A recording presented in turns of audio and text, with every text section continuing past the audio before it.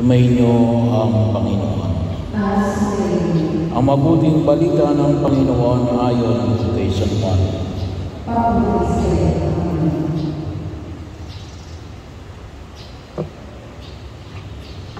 Noong panahon sinabi ni Jesus sa mga tao, walang makalalapit sa akin malibang dahil siya ng Amang nagsugo sa akin.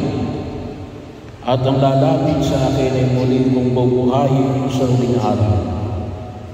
Nasusulat sa aklat ng mga propeta, silang lahat ay tuturuan ng Diyos.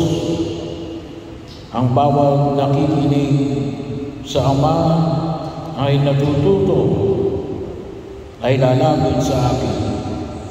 Hindi ito mahulugang may nakakita na sa akin. Yaong nagmula sa Diyos, ang tanging nakakita sa Ama. Sinasabi ko sa inyo, ang nananalig sa akin ay may buhay na walang hanggan. Ako ang pagkain nagbibigay buhay. Kumain ng mana ang inyong mga ninuno nang sila'y nasa ilang. Gayunman mamamatay sila. Ngunit ang sino mang kumain ng pagkain bumaba mula sa langit ay hindi mamamatay. Ako ang pagkain nagbibigay buhay na bumaba mula sa langit.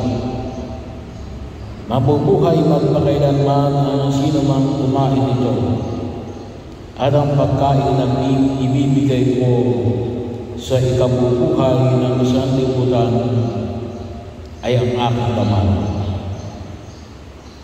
Ang mabuting balita ng Panginoon.